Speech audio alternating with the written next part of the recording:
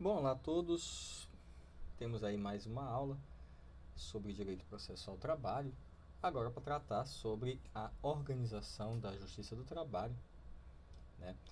Mas nessa aula eu vou pegar um pouco mais, focar mais na atenção com relação a uma questão que deixa muita gente em dúvida, justamente a tal da competência da Justiça do Trabalho. Muita gente às vezes confunde para que tipo de ações eu posso levar para a Justiça do Trabalho, que tipo de ações não são de competência da Justiça do Trabalho. Então, o nosso foco na aula de hoje vai ser para tratarmos justamente dessa competência, dessas regras de competência na Justiça do Trabalho. Tá? Então, me acompanhe aí na tela, que a gente vai falar um pouquinho sobre competência. Mas antes da gente falar da competência da Justiça do Trabalho, é interessante que a gente foque no conceito da competência. O que seria a competência? Tá? E aí eu tenho vários conceitos de vários doutrinadores, Maurice Chiave, Piero Calamandri e até Schiovenda. Então a competência seria determinar poderes judiciais, dar poderes judiciais para os juízes. Perguntar a competência de um juiz equivale a perguntar que tipo de causa ele pode conhecer. Às vezes a gente chega no judiciário e diz: o juiz fulano de tal se deu por incompetente.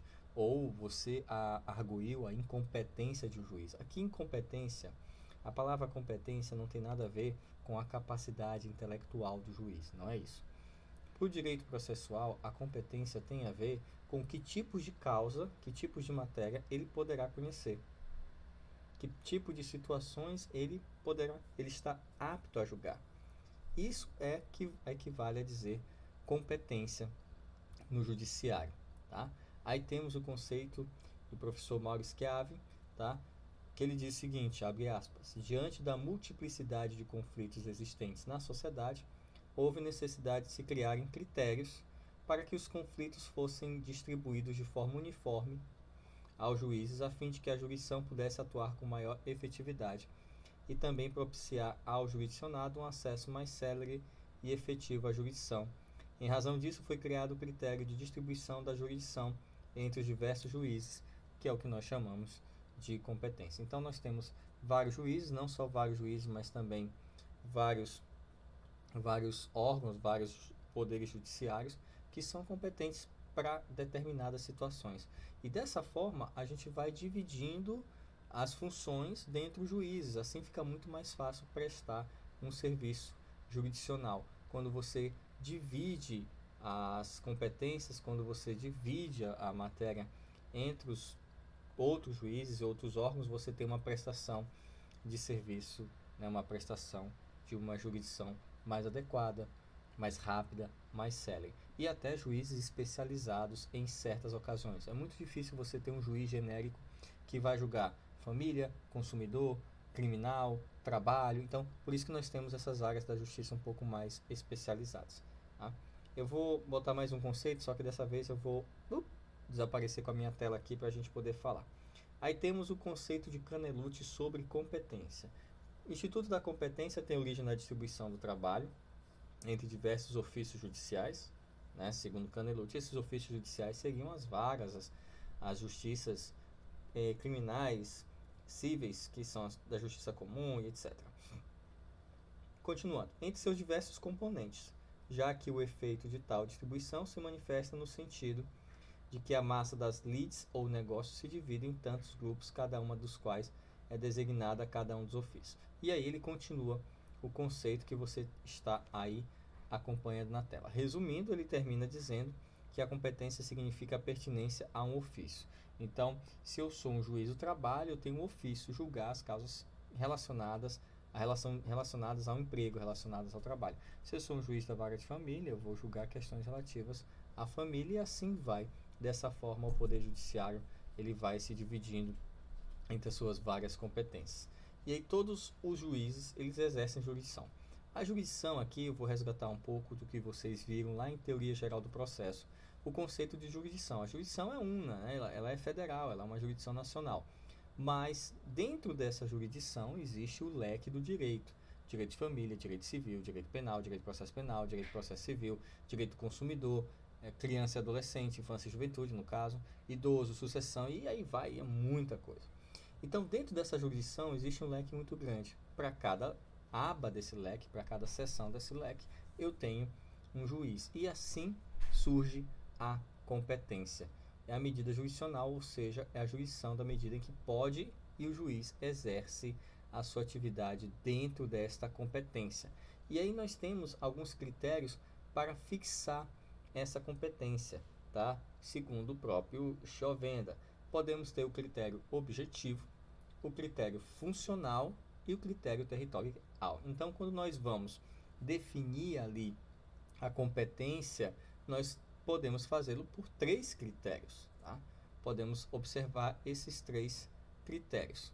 E aí, senhores, o critério objetivo, também conhecido como critério do valor da causa, é a competência pelo valor ou natureza da causa. Quando é pelo valor, a gente, justamente aquelas, por exemplo, juizado especial civil das relações de consumo, são as causas de pequeno valor econômico. E aí eu digo que é o critério objetivo. Qual? A fixação de um valor da causa. E aí nós temos também o critério objetivo com relação à matéria. E aí, senhores, eu estou falando da natureza da causa. Então, o critério extraído da natureza da causa, ele é, em geral, em especial para cada lide, tá? E aí, digamos que é o critério objetivo. Aí nós temos também o critério funcional, que é a natureza especial das exigências e pessoas que você está exercendo. E o critério territorial, bom, esse aí é mais fácil, é a territorialidade de cada órgão jurisdicional. Então, nós temos a vara de família de tal estado, a vara do trabalho de tal capital, e assim vai. E aí, dependendo de onde for a lide, dependendo da situação, você vai ter ali o critério territorial. Dependendo da matéria, você vai ter ali o critério da competência por matéria, o critério objetivo.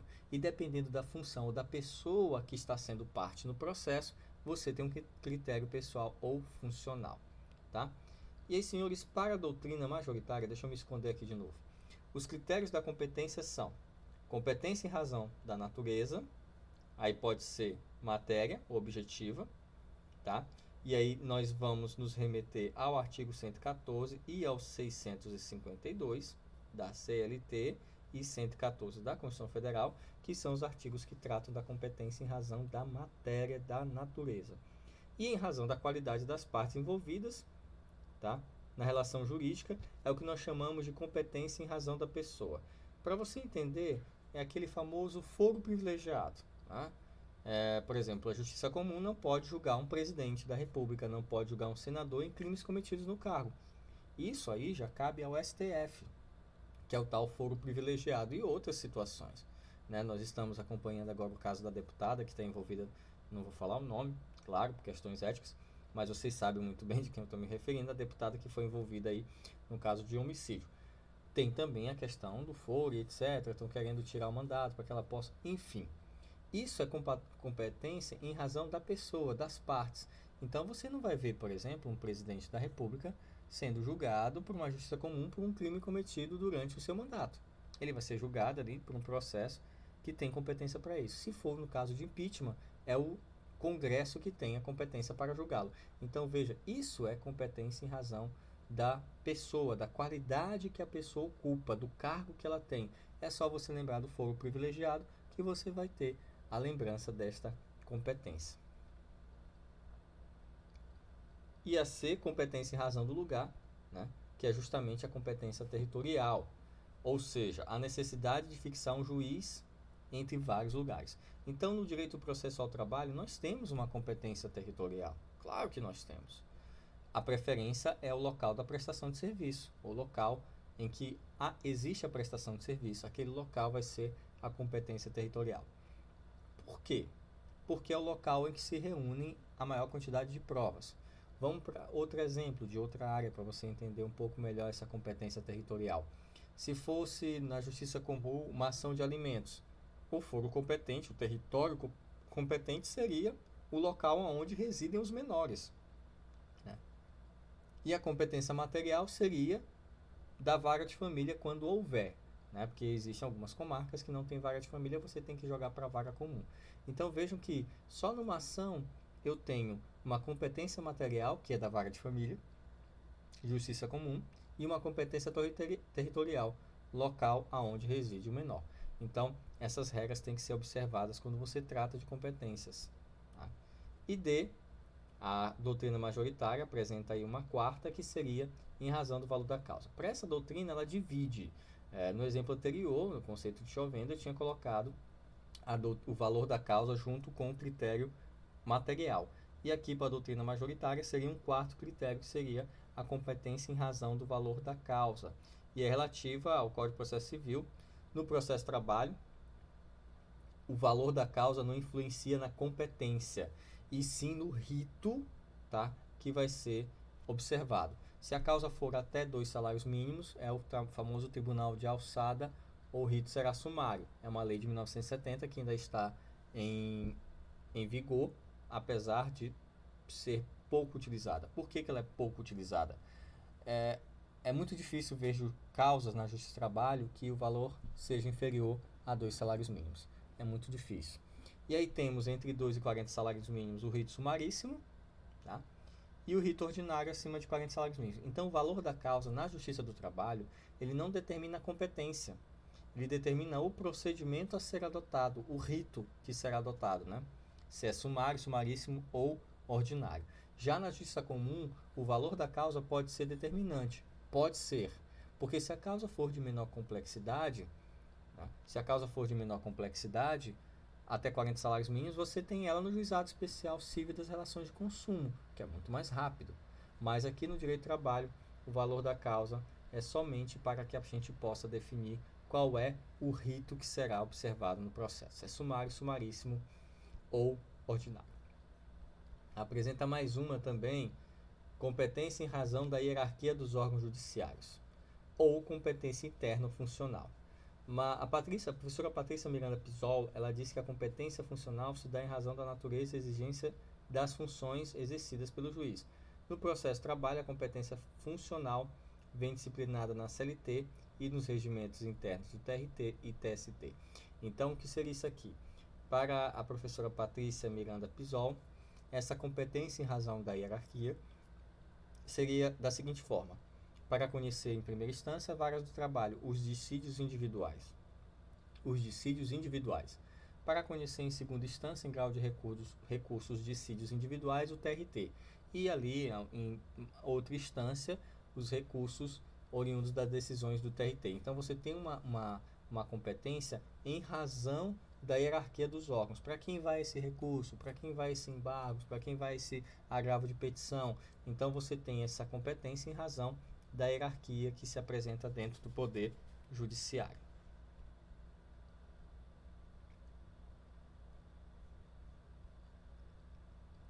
E aí tem uma divisão, para não errar, tá? Para não errar, as competências em razão da matéria, da pessoa e da função, tá? São absolutas. O juiz pode conhecer de ofício, não havendo preclusão, tá? Para a parte ou para o juiz, podendo a parte invocá-la até antes do trânsito em julgado da decisão, a qualquer momento, porque se trata de uma nulidade absoluta. Nulidades absolutas, tá? Podem ser arguídas até antes do trânsito em julgado, podem ser até reconhecidas de ofício. Então, as competências em razão da pessoa, da matéria e da função da hierarquia, ela é absoluta. A competência em razão do território, ela é relativa. Como assim ela é relativa? Porque a parte que se sentiu prejudicada tem que invocar a incompetência territorial. Tá? O juiz não pode conhecer de ofício, pode, mas a parte prejudicada tem que alegar, tá, a incompetência territorial, e ela tem que mostrar que há prejuízo. Nós vamos ter aula de nulidades, nós vamos tratar sobre isso aqui. Caso essa incompetência territorial não seja invocada, porque ela se torna uma nulidade relativa, o que vai acontecer é que o ato será considerado sanado, né? O juiz se tornará juiz prevento, vai conhecer, mesmo não sendo competente territorialmente falando. Okay? E aí, senhores, quanto à competência em razão do valor da causa, essa é no CPC, não nos interessa muito, porque, como já nos pronunciamos, no processo de trabalho, a competência não se dá em razão do valor da causa, como no CPC. Aqui no processo de trabalho, o valor da causa só influencia o rito processual que será utilizado, tá, na solução desta lide. E aí, a nossa competência material da Justiça do Trabalho, ela é citada no artigo 114 da Constituição Federal, que diz exatamente ao que compete a Justiça do Trabalho. Que nós vamos, durante esta aula, falar muito sobre esse artigo 114. Ele é extenso, mas nós vamos ponto a ponto falando da competência. Mas a competência na Constituição da Justiça do Trabalho, ela é descrita no artigo 114 da Constituição Federal. Nós vamos fazer a leitura ponto a ponto. Na verdade, o que nós vamos fazer é apresentar toda a competência da Justiça do Trabalho. Ou seja, nós vamos debater todo o artigo 114 da Constituição Federal, seus incisos e alíneas.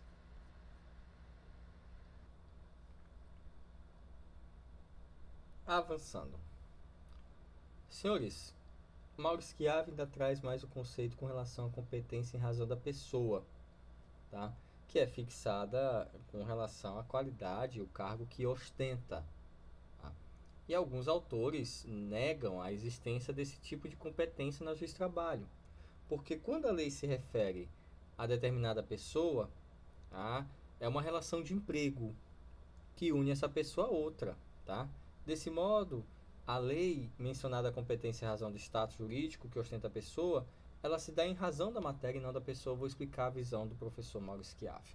É o seguinte, imaginemos ali que um senador, tá, da República, ele tem a competência para certos atos no STF, mas relação de trabalho não.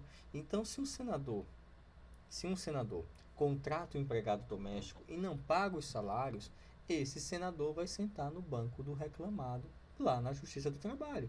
Ele não vai levar a questão dele para o TST. Assim que como for o presidente da República, a primeira-dama, o ministro do STF, não, ele vai sentar no banco dos réus como reclamado. Porque na Justiça do Trabalho não existe competência funcional. Calma, o empregador, ele era ministro de Estado. Então, não pode julgar aqui, tem que julgar no TRT. Não pode julgar aqui, tem que julgar no TST. Não, ele vai para a audiência trabalhista como qualquer outra pessoa. Tá? Não existe, e o professor Maurice Chiave, ele reforça bem isso no seu conceito, está aqui, tá?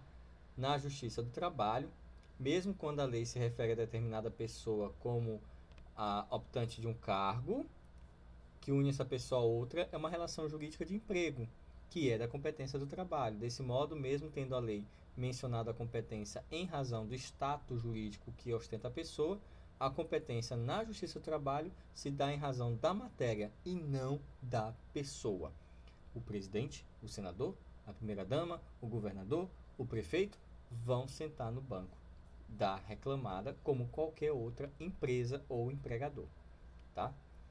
E aí temos o conceito de Carlos Alberto, que diz que quando a competência em razão das pessoas também não existe nessa espécie de competência no trabalho, pois todos aqueles que elaboram na chamada relação de trabalho, que é o que está no artigo 114, inciso 1º da Constituição Federal, terão suas demandas julgadas pela Justiça do Trabalho. Todos aqueles que se inserirem, inclusive se a relação de emprego for do Estado. Pode ser tanto pessoa jurídica, pessoa física ou até o Estado. Tá?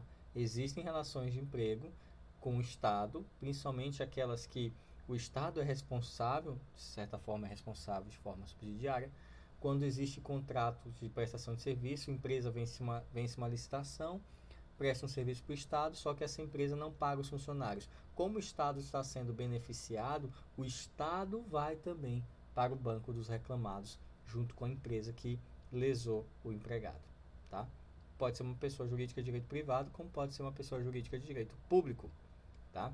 Então, o que puxa a competência material na justiça do trabalho é justamente essa relação de trabalho, tá? Que você presta com os requisitos. Nós vimos em trabalho 1 os requisitos. Então, presente os requisitos da relação de emprego, pessoalidade, onerosidade, subordinação, a habitualidade, a alienabilidade ou agencialidade, que é justamente esse aqui que está aparecendo para vocês no slide, tá? Deixa eu ver se eu consigo colocar meu cursor, tá aqui, ó, prestar serviço por conta alheia. Então, eu vou ter ali invocada a competência material da Justiça do Trabalho, tá? Então, o requisito da pessoalidade deve ser preponderante para que ocorra relação de trabalho. Nós sabemos para que ocorra a relação de emprego, é necessário preencher todos os requisitos. É necessário preencher todos os requisitos. Mas quando você está estudando competência da Justiça do Trabalho, a pessoalidade é o requisito que vai ter maior força. Porque se a prestação de serviço for pessoal e exercida por pessoa física, já traz aqui um pouco a competência para a Justiça do Trabalho. Porém, se for por pessoa jurídica, é o serviço prestado por pessoa jurídica, aí você já não traz aqui para a Justiça do Trabalho, você já leva direto para a Justiça Comum, porque aí não é uma relação de emprego, é uma relação de prestação de serviço ou uma relação comercial. Não cabe a nós aqui da Justiça do Trabalho. No que tange ao segundo requisito, que é a onerosidade, na prestação pessoal de serviço, a doutrina já é bem pacífica, tá? No sentido de não ser a onerosidade o requisito essencial, tá? Para configurar a relação de trabalho. O trabalho, objeto da relação, pode ser oneroso ou até gratuito, tá? Inclusive, já fui em audiências de trabalho gratuito em escolas comunitárias, em que, como foi fruto de uma relação de trabalho, a juíza não se deu por incompetente, ela julgou mesmo a causa envolvendo uma escola comunitária, que é um trabalho de cunho gratuito, né? E aí, senhores, para que haja uma relação de trabalho, o trabalho poderá ser prestado de forma subordinada ou até autônoma, tá? Se for subordinada, estamos diante de um contrato de emprego. Aí, segundo o artigo 3º da CLT, aquele que diz considera-se empregado aquele que exerce as suas funções com pessoalidade, aí fala dos requisitos. Agora, se o trabalho for prestado de forma autônoma, aí, senhores, estamos diante de um contrato de trabalho ou de prestação de serviço. Aí já pode escorregar para fora da competência da Justiça do Trabalho, já posso ter outra situação, tá? Se trata de um trabalhador autônomo, eu já posso estar inserido aí em outra situação, tá? Então, a diferenciação central entre a segura situa-se, porém, na subordinação. Fundamentalmente, trabalho autônomo é aquele que se realiza sem subordinação do trabalhador ao tomador de serviço. A autonomia é conceito, tá, antitético, ou seja, antônimo de subordinação. Como é que funciona? Eu vou tentar explicar isso aqui de uma forma mais clara e didática. Digamos que você vai levar seu carro a uma oficina. Você chega lá com seu carro na oficina e o dono da oficina é um trabalhador autônomo. E aí você chega e diz, olha, eu quero consertar meu carro. Ele, tá bom. Só que você não vai dizer para o mecânico como ele deve consertar. Ele vai consertar e ele vai cobrar o preço e pronto. Não há relação de emprego nisso. Porque ele não exerce a função dele com subordinação a você. A única obrigação que ele tem é te entregar o carro funcionando e você pagar o preço por isso. Não existe aquela subordinação que existe no emprego comum. Como assim aquela que existe no emprego comum? Aquela que o patrão chega para o empregado e diz assim, faz isso, faz aquilo, leva isso, leva aquilo, manda isso, manda aquilo. Isso não tem no trabalho autônomo. O trabalhador autônomo ele não tem essa subordinação, que é um dos requisitos da relação de emprego, tá? É uma relação jurídica, uma circunstância jurídica, que o trabalhador acolhe a direção empresarial no modo de fazer, de viver, de levar o dia a dia com o seu serviço. A autonomia é uma noção de que o prestador de serviço é ele que estabelece como ele vai fazer o serviço. É ele que diz se ele vai começar desmontando o bloco do motor ou se vai começando a, sei lá, não sou muito bom em mecânica, mas já tive um Fusca. Dizem que reza a lenda de que quem já teve um Fusca tem um manual básico de mecânica, né? Porque vive dando prego e a gente vive tirando. Então, tão pouco interessa se primeiro ele vai desmontar o motor ou se ele vai primeiro fazer a retífica, enfim, né? É ele que vai estabelecer como é que ele vai trabalhar. Não é você, cliente, que vai dizer as regras. Então, na subordinação, que é um dos requisitos, Maurício Godinho Delgado diz: na subordinação, a direção central, tá? Vou botar aqui o slide para vocês. Na subordinação, a direção central do modo cotidiano de prestação de serviço transfere-se ao tomador. Na autonomia, a direção central do modo cotidiano de prestação de serviço preserva-se com o prestador de trabalho. Pronto. Aí Maurício Godinho, ele faz essa separação, tá? Ele faz justamente essa separação entre autônomo e trabalhador subordinado, ou seja, aquele que tem relação de emprego. E aí, senhores, se for autônomo, tá? A doutrina, ela entra em choque sobre o requisito da não eventualidade para caracterização da relação de emprego. Vocês devem estar lembrados aí que esses requisitos a gente aprende lá em trabalho 1, tá? Para uns, o trabalho não eventual é caracterizante da relação de emprego. Para outros, o trabalho não eventual é o relacionado com os fins da atividade econômica. Aí fica aquela briga. O trabalhador é aquele que exerce atividade meio ou fim, tá? E ainda tem uma terceira corrente que sustenta que o trabalhador eventual não socorre uma necessidade permanente do empregador, perdão. Tá? O requisito da não eventualidade ele se faz presente quando o trabalhador se fixa por um determinado tomador de serviço, de forma habitual. Mas a habitualidade ela não deve ser vista como sinônimo de continuidade. E aqui é uma observação que eu faço para vocês. Tá? A habitualidade ela não deve ser vista como sinônimo de continuidade.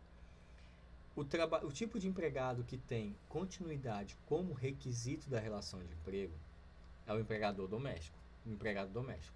Aquele 3 dias ou mais na semana, etc, etc. O empregado urbano e rural, ele não precisa trabalhar todos os dias para ter um vínculo. Por exemplo, eu sou professor de vocês de processo do trabalho.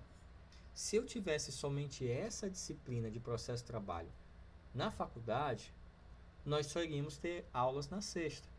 Isso significa que o resto da semana eu não estaria trabalhando. Eu seria um trabalhador que apareceria uma vez na semana.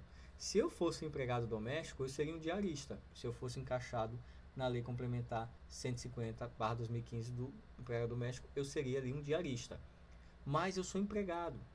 Porque eventualidade, senhores, não tem nada a ver com continuidade. Eventualidade tem a ver com a necessidade da mão de obra. Então, se toda semana a faculdade precisa que eu venha dar aula para vocês, está provando que ela necessita permanentemente de um professor de direito processual do trabalho. E isso é o que faz com que você não misture os conceitos. Não eventualidade é uma coisa, continuidade é outra. Continuidade tem lá na Lei Complementar 150/2015 dos empregados domésticos. Aqui estou falando de não eventualidade, também conhecido como habitualidade. Vamos prosseguindo.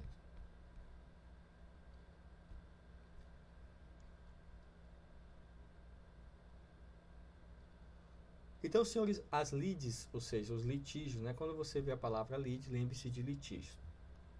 A lide decorrente de qualquer espécie de prestação de trabalho humano, preponderante pessoal, seja qualquer a modalidade do vínculo jurídico prestado por pessoa natural, ou seja, pessoa física, em favor de pessoa física ou pessoa jurídica, abrange tanto as ações propostas pelos trabalhadores como as ações propostas pelos tomadores do seu serviço. Como assim? Vou explicar. Não achem que a justiça do trabalho ela serve somente para aceitar ações do empregado com o empregador. Não é assim.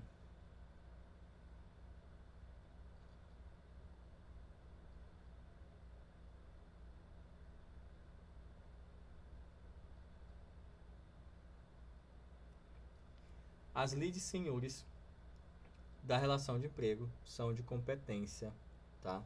Da Justiça do Trabalho. E que parte é essa de tomadores de serviço? O que apareceu aqui, tomador de serviço? Pois bem, já existem julgados que entendem que o prestador de serviço ele tem um vínculo, tá? Ele tem um vínculo com o tomador. Ou seja, o tomador ele é responsável também pelo prestador de serviço.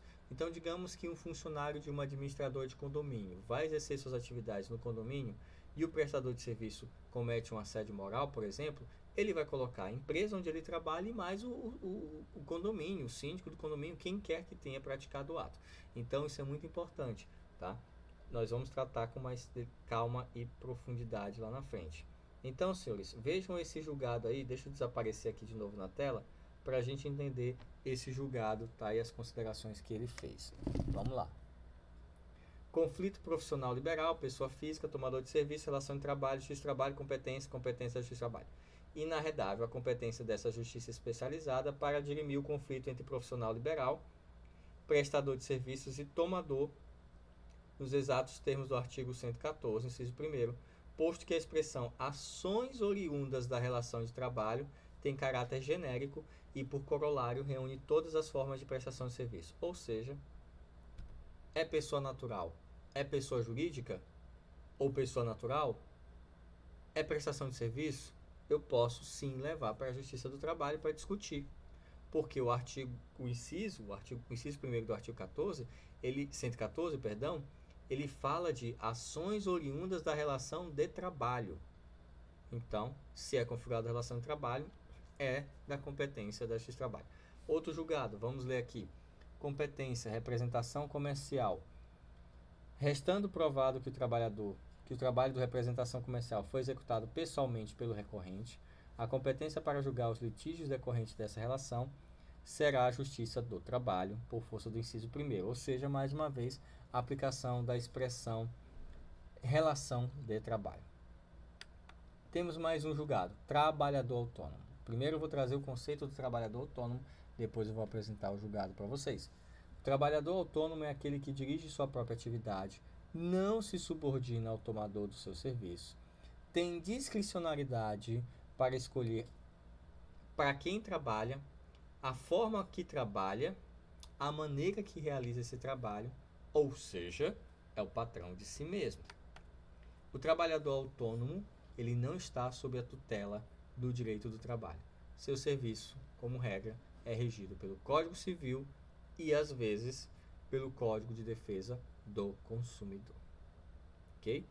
Então, o prestador de serviço terceirizado pode levar suas causas trabalhistas para a Justiça do Trabalho? Pode. O autônomo? Não. O autônomo não. Tá? O autônomo não tem relação de emprego nenhuma, não tem relação de trabalho, que tem um contrato. Aí, para onde eu levo a causa desse autônomo? Ou eu vou para a Justiça Comum, né? No caso, usar o Código Civil, ou eu vou ali, juizado, ou continuo na Justiça Comum para ver questões envolvendo o CDC, o Código de Defesa do Consumidor. E aí nós temos outra figura. Então, o trabalhador autônomo está fora. Trabalhador terceirizado ou prestador de serviço está dentro. Trabalhador eventual. Quem é esse trabalhador eventual? O requisito da não eventualidade eu acabei de falar. Ele é necessário para o reconhecimento da relação de emprego. O trabalhador eventual, ele presta serviço de forma pessoal, beleza, subordinada, ok, onerosa, mas não se fixa a um tomador, tá? Quais são as características de um trabalhador eventual? Veja aí na tela. A. Descontinuidade na prestação de serviço. O trabalhador eventual presta serviço de forma ocasional, esporádica, só quando acontece a situação ele é chamado. B. Teorias dos fins da empresa. O trabalhador eventual socorre uma atividade relacionada com os fins normais da empresa. C. Fixação. O trabalhador eventual não se fixa a um tomador, ele aceita trabalhos de vários tomadores de serviço. E teoria do evento. O trabalhador eventual socorre uma atividade específica de curta duração. Tá? Então, senhores, o trabalhador eventual, ele lá não tem o requisito da eventualidade. Vou dar um exemplo aqui, Digamos que a faculdade, ela tem um problema elétrico, tá? E ela contrata um eletricista para atender uma eventualidade, um caso fortuito. Ele vai ter vínculo de emprego? Não. Ele vai lá, vai dar o preço dele, vai fazer como trabalhador eventual e pronto. Tá? Ou como autônomo.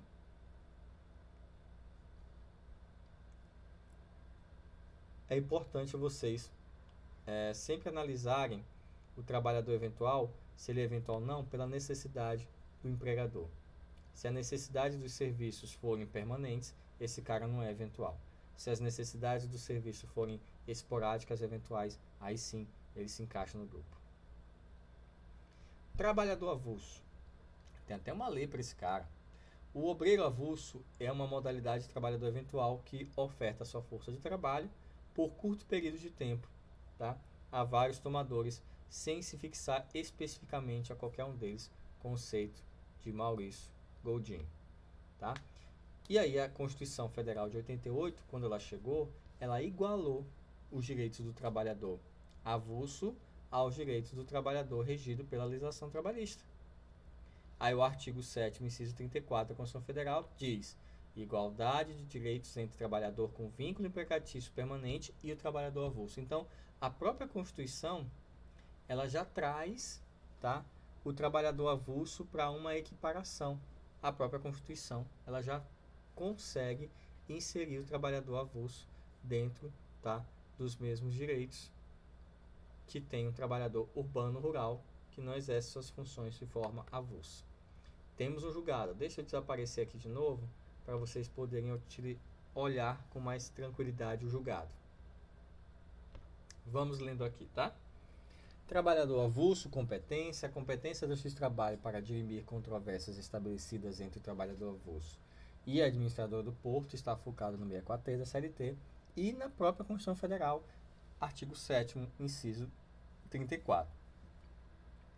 O que reforça a competência da mesma para apreciar as questões de tais trabalhadores. Então, temos aí uma emenda. Ela continua. Ademais, a pacificação da questão foi firmada pela Lei nº 863093, que em seu artigo 19, parágrafo 2º, estabelece a responsabilidade solidária do órgão gestor com os operadores portuários, estando assim em face do que dispõe o artigo 114 da Constituição Federal, albergados pela competência retrocitadas.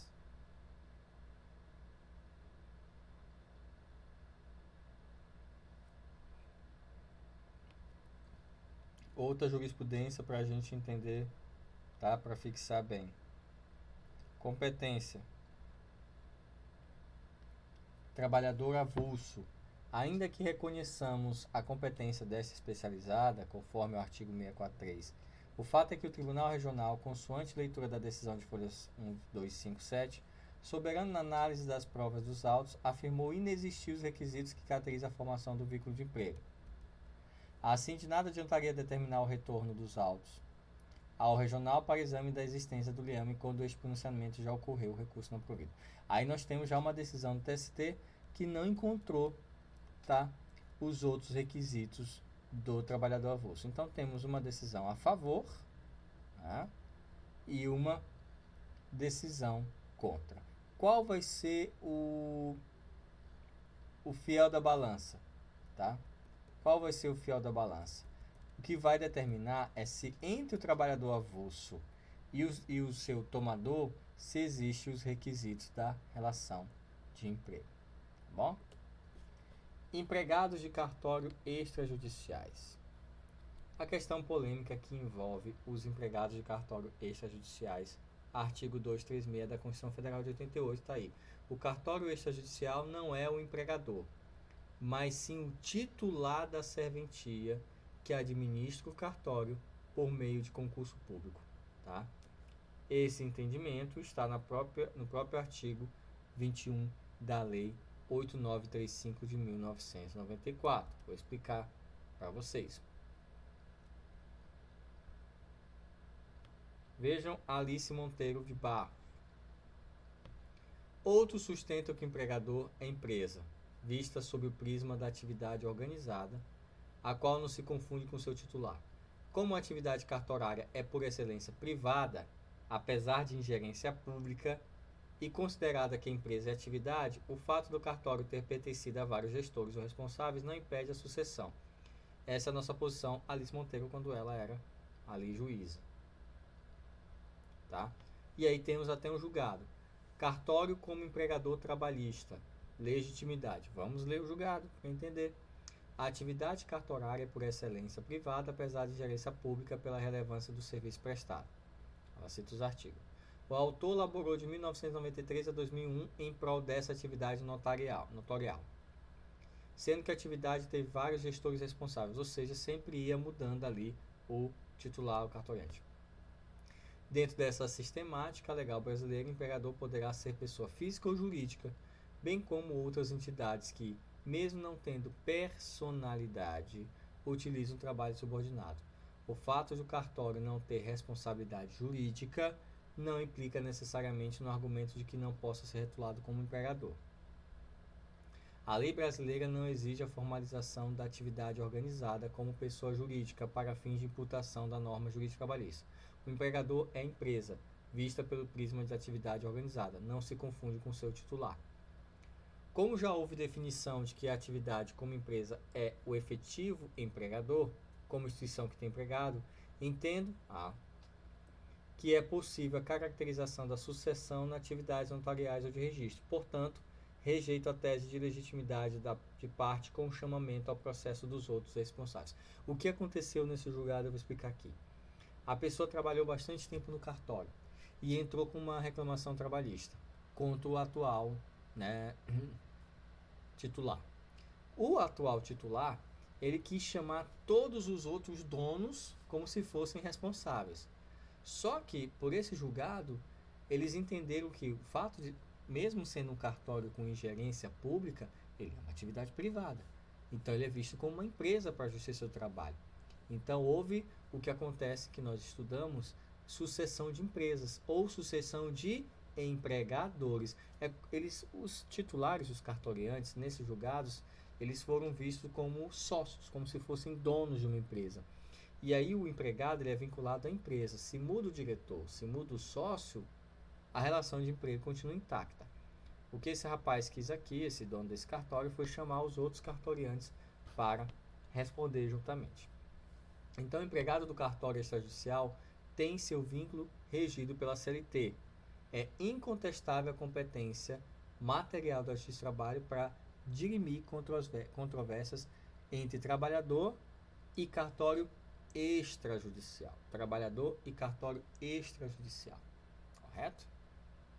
Não confundam, tomem cuidado. E aí, senhores, temos outro tema polêmico que é competência da Justiça do Trabalho para as relações de trabalho que configuram relação de consumo. E aí entra o TST na jogada. O Tribunal Superior do Trabalho vem entendendo que se a relação de trabalho configurar também uma relação de consumo, a competência não é da Justiça do Trabalho. Tá? Ou é relação de trabalho ou é relação de consumo. Se for os dois misturados, não é de competência da Justiça do Trabalho. Vejo aí o julgado. O enunciado número 64 da primeira jornada de Direito Material Processual do Trabalho, realizado no TST, novembro de 2007, em verbo diz: competência da Justiça do Trabalho, prestação de serviço por pessoa física, relação de consumo subjacente e relevância.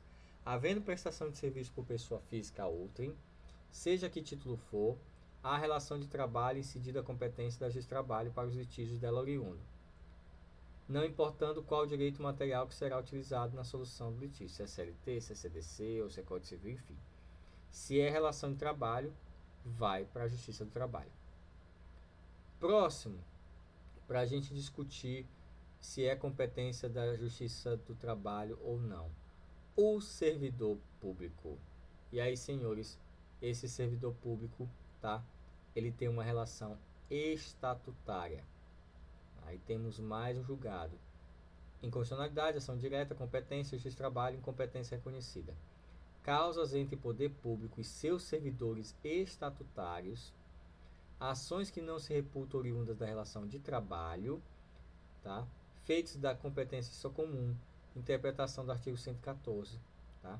Ou seja, a competência aqui vai para a justiça comum, relações entre poder público e servidores. É uma relação estatutária, eles são regidos por um estatuto, que é o Estatuto do Servidor Público.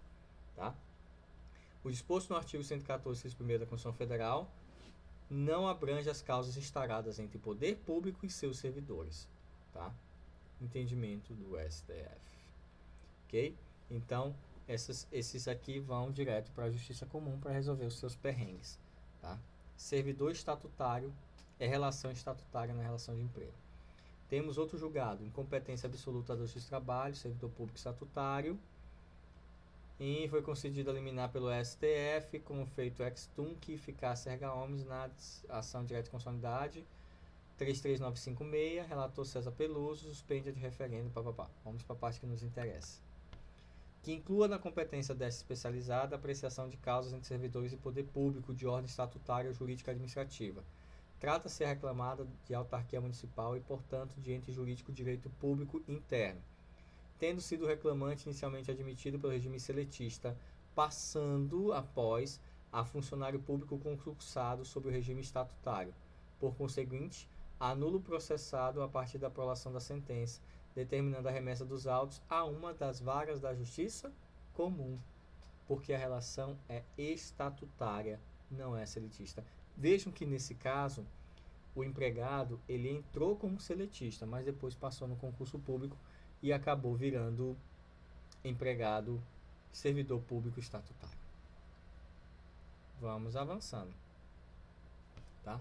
E aí, senhores, o outro tema polêmico aqui que a gente pode tratar da competência material de trabalho é a contratação temporária pela administração pública, aquela que é narrada lá no artigo 37, inciso 9 da Constituição Federal, tá? O que diz? Olha esse julgado. Contratação de servidor temporário, incompetência da Justiça do Trabalho, tá? O artigo 106 da Constituição de 69, a antiga, possibilitava a administração pública contratar servidores em caráter temporário ou para o exercício de funções técnicas especializadas. Só que essa relação é de natureza administrativa. Ainda que os termos da lei especial não tenham sido observados pela administração pública, não há como se reconhecer a competência da Justiça do Trabalho para examinar a lide. A Justiça Comum Estadual, no caso, é que primeiramente há de examinar os termos da lei dita não observada, em face de natureza administrativa da norma, tá? Embargos conhecidos e providos para declarando a incompetência dessa justiça especializada para apreciação, determinando a remessa dos autos à Justiça Comum do Estado de São Paulo para que se aprecie o pedido da autora. Então vejam que relação de estatutário, mesmo que seja aqueles contratados temporários, né, contratados para uma necessidade, a relação deles não é da Justiça do Trabalho, é da Justiça Comum. Temos outro julgado aí para a gente analisar. Contratação temporária. Competência da Justiça do Trabalho, município de Jaraguá do Sul. Artigo 2º da Lei 17.793, combinado com o artigo 4 da Lei 2003, autoriza que a contratação temporária seja feita pelo município com base na CLT, o que atrai a competência destes trabalhos. Com maior suporte, justifica a aceitação da CLT para regular a contratação temporária após a vigência da emenda constitucional 1998, que lançou por terra as interpretações lineares acerca da abrangência do conceito do regime jurídico único. Ok? Então, mais uma jurisprudência aí para a gente analisar. Percebam como são decisões antagônicas. Aí temos mais um aqui. Justiça do Trabalho, incompetência, servidores temporários. O STF, no julgamento da ADI 3395, suspendeu toda e qualquer interpretação do inciso 1º do artigo 114 na redação da emenda constitucional 45, que inserisse na competência da Justiça do Trabalho a apreciação de causas instauradas entre o poder público e seus servidores a ele vinculados por típica relação de ordem estatutária ou caráter jurídico administrativo. As contratações temporárias para suprir... fiquei na frente, foi mal. Os serviços públicos estão no âmbito da relação jurídica administrativa, sendo competente para dirimir os conflitos a Justiça Comum e não essa Justiça Especializada, julgado de São Paulo. Então, o que aconteceu? O STF simplesmente suspendeu, tá, essa interpretação de que servidores temporários estariam sujeitos à Justiça do Trabalho. Não. Bateu o martelo de são da Justiça Comum. São conflitos de ordem administrativa e são da Justiça Comum. E aí, senhores, deixo mais um julgado, tá? Para vocês. Mais um julgado que trata da incompetência do trabalho. Não preciso ler, já li todos, vocês estão vendo aí na tela. tá? Mais um que exclui qualquer interpretação. Isso foi fruto de uma ADI 3395 do Distrito Federal, tá? Que afastou qualquer interpretação relativa à competência da Justiça do Trabalho nas relações entre poder público e seus servidores quando contratados mediante regime administrativo. Ok? Então, foi graças a essa ADI 3395 que os julgados começaram a afastar a competência. Então, senhores, o STF tem se posicionado pela incompetência da Justiça do Trabalho, tá? Nas relações órgão, servidores, contratos administrativos. Aí nós temos aí do ministro Marco Aurélio, tá? Relatoria de Carmen Lúcia, julgamento de 2009, tá? Que deu essa decisão que o STF tem se posicionado pela incompetência da Justiça do Trabalho para conhecer de questões relativas a servidores e órgãos que eles estão, tá? Temos outro julgado aqui também do STF, Ellen Grace, também foi contrário e entendi. Bom, essas foram as competências em razão da matéria. Como eu falei, na Justiça do Trabalho não tem competência em razão da pessoa, função, e nem competência em razão do valor da causa. A próxima competência seria ratione loci ou em razão do local, também chamada de competência de foro, tá? Essa aqui leva em consideração os limites territoriais de cada TRT, de cada vara do trabalho, ou seja, os limites territoriais que compõem a Justiça do Trabalho. Ela se divide ali em regiões. Além do mais, a Justiça do Trabalho daqui de São Luís não vai conhecer causa da Justiça do Trabalho lá de São Paulo, né? Cada um dentro do seu quadrado, cada um dentro da sua região. Então, a competência territorial é relativa, a material é absoluta, porque é previsto no interesse da parte. A parte que se sentir prejudicada, que alegue. O juiz não pode conhecê-la de ofício. Caso essa competência relativa não seja ali impugnada no prazo da resposta, prorroga-se a competência. Se na minha contestação eu não falar, olha, o juiz é incompetente, o território não é esse, é outro, aí o juiz se dá por incompetente e manda o processo, se eu não fizer isso, preclui meu ato. A anulidade relativa está sanada. O juízo se torna prevento, tá?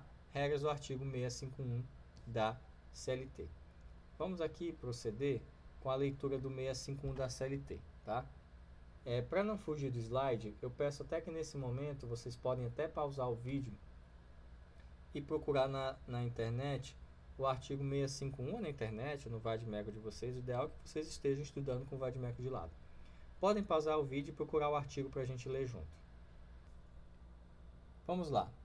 A competência das juntas de conciliação e julgamento é determinada pela localidade onde o empregado, reclamante ou reclamado, prestar serviços ao empregador, ainda que tenha sido contratado no outro local no estrangeiro.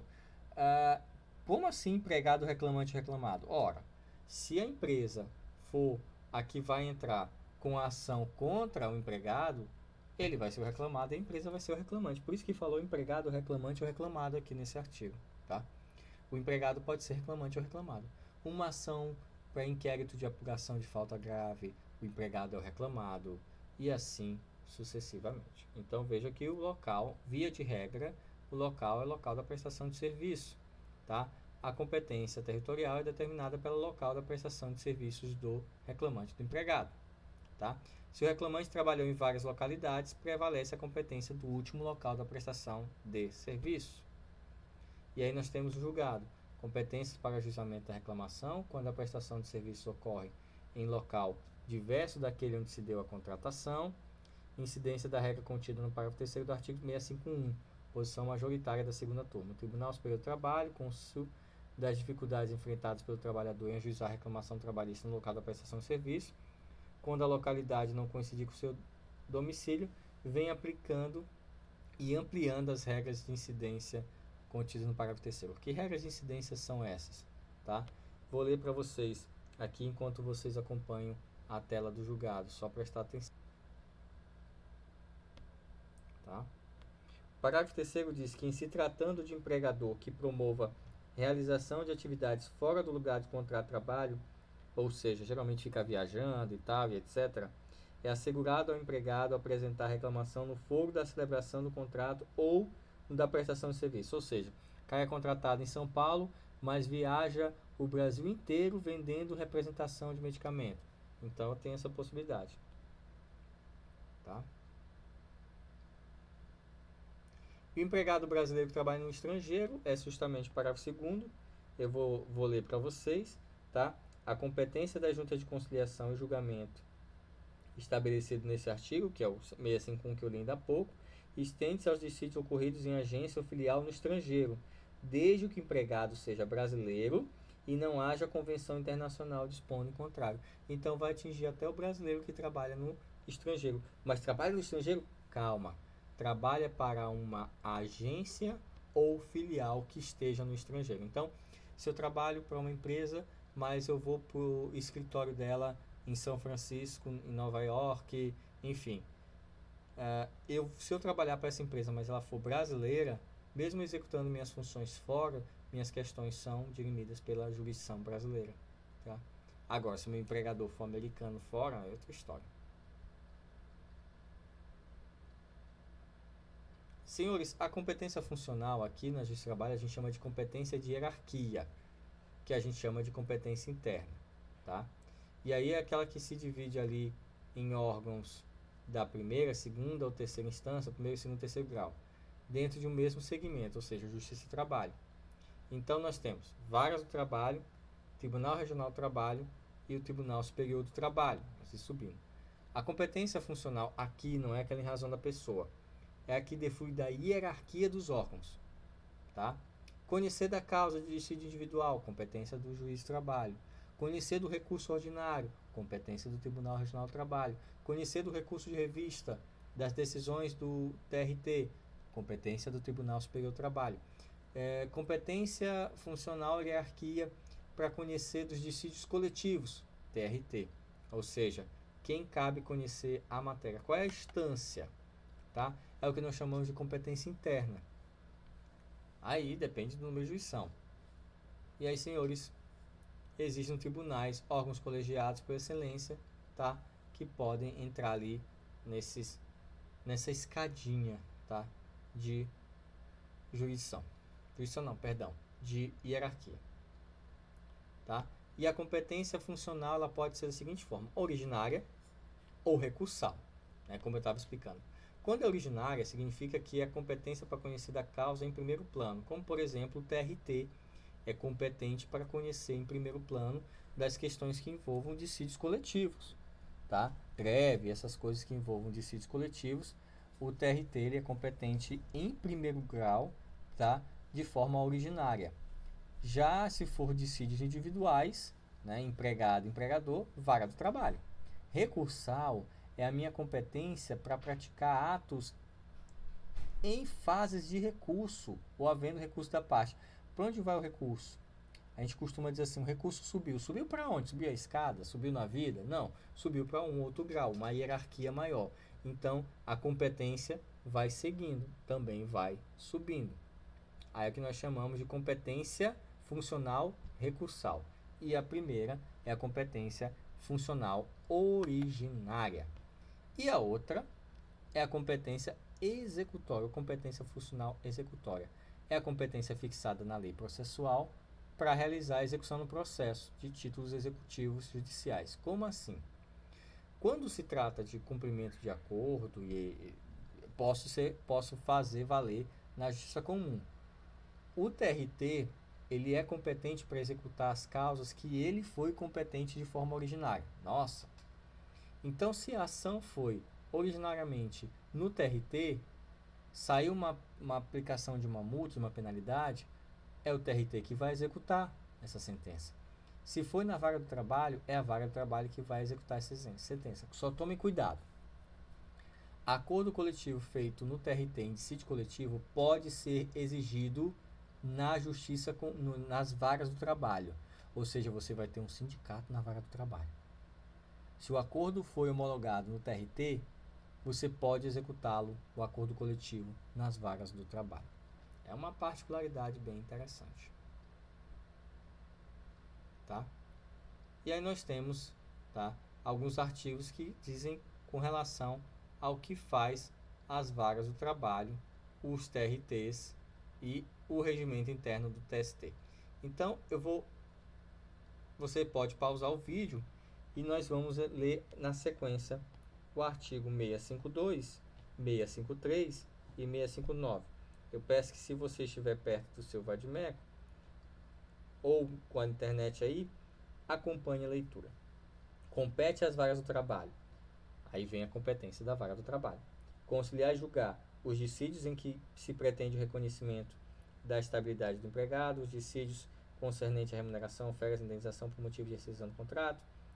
3. Os dissídios resultantes de contratos empreitadas. 4. Os demais dissídios concernentes ao contrato devido ao trabalho. 5. As ações em trabalhadores portuários e os operadores portuários dos órgãos gestores, tá? Para processar e julgar inquéritos de apuração de falta grave, julgar os embargos opostos às suas próprias decisões, impor multas e demais penalidades, decidir quanto à homologação de acordo extrajudicial, tá? Aí vem o 653. Compete ainda às juntas de conciliação e julgamento. Aí vem requisitar as autoridades competentes a realização de diligências, realizar diligências, julgar suspeições arguídas, julgar as exceções de competência, expedir precatórias, cumprir no que for deprecado e exercer em geral o interesse da justiça do trabalho, quaisquer outras atribuições que decorram da sua jurisdição. Aí ele dá um pulo lá para 659 da CLT, que diz, tá? Compete privativamente aos presidentes das juntas. E aí vem presidir as audiências das juntas, que são as juntas de conciliação. E ele vai trazendo todos os incisos. São as competências da vara do trabalho. Hierarquia.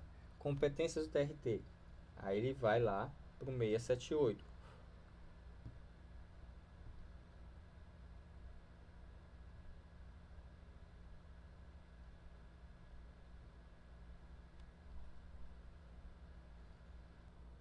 Aos tribunais regionais, quando divididos em turmas, compete ao Tribunal Pleno. Aí ele divide no inciso 1 as funções do Tribunal Pleno, processar e conciliar, julgar os dissídios coletivos de forma originária, as revisões de sentenças normativas, a extensão das decisões. Assim, eu falei o acordo coletivo, as sentenças normativas também, quando não forem cumpridas, as sentenças normativas podem ser exigidas nas varas do trabalho pelos sindicatos. Não precisa voltar ao TRT para exigir o cumprimento de uma sentença normativa. Mandado de segurança, impugnações, processar e julgar em última instância o recurso das multas, julgar em última e única instância os processos e recursos de natureza administrativa, reclamações. Aí tem no inciso segundo a competência das turmas do TRT, tá? E aí, aos TRTs não divididos em turmas, compete o julgamento das matérias a que se refere o artigo anterior, exceto o inciso 1º-C do item 1, tá? Que são conflitos de jurisdição entre as turmas. Claro, se é uma turma única, não vai julgar conflito entre turmas. Se é uma turma única, não faz sentido. E 680 compete ainda aos TRTs determinar as juntas e ao juiz de direito à realização de atos processuais e diligências, fiscalizar o cumprimento das suas próprias decisões, declarar a nulidade dos atos praticados com eficação de suas decisões, julgar a suspeição arguída contra seus membros, julgar as exceções de incompetência que forem opostas, requisitar às autoridades competentes as diligências necessárias ao esclarecimento dos feitos sob apreciação, representando contra aquelas que não atender tais requisições e exercer, tá, em geral, no interesse da Justiça do Trabalho, as demais atribuições decorrentes da sua jurisdição. E aí, por último, temos aí o regimento interno do TST, que estabelece a competência originária e recursal do TST, tá? Que diz, 67 do regimento interno do TST, compete ao TST, né, processar, conciliar e julgar na forma da lei, em grau originário ou recursal ordinário ou extraordinário, as demandas individuais e os dissídios coletivos em trabalhadores e empregadores que excedam a jurisdição dos TRTs, os conflitos de direito sindical, bem assim outras controvérsias decorrentes da relação de trabalho e os litígios relativos ao cumprimento das suas próprias decisões, laudos arbitrais e convenções de acordos coletivos. Bom, aí, nós temos no artigo 67 do Regimento Interno do TST a competência originária e recursal do TST, artigos 678, 679 e 680, os do TRT, artigo 652, 653 e 659, as competências funcionais das varas do trabalho. Tudo bem didático, tudo bem escrito, tudo tranquilo. Então, sem muito mistério. Vimos aí conceito de competência, vimos também competência material da Justiça do Trabalho, competência territorial da Justiça do Trabalho, claro que a material precisou de mais atenção, e a competência de hierarquia ou de função jurisdicional. Lembrando que na Justiça do Trabalho não tem competência relativa ao valor da causa, nem relativa à pessoa, não tem foro privilegiado, e na Justiça do Trabalho o valor da causa ele é utilizado somente para a definição do procedimento, se é rito ordinário, rito sumário, sumaríssimo, que será adotado no processo do trabalho. Então, espero ter sido claro e objetivo com relação às competências e organização da Justiça do Trabalho, tá? Espero vê-los na próxima aula. Bons estudos e não esqueçam de entregar a atividade que eu deixei para vocês. E fique atento também no portal que eu vou colocar a data do nosso encontro online, tá bom? A gente se vê até a nossa próxima aula.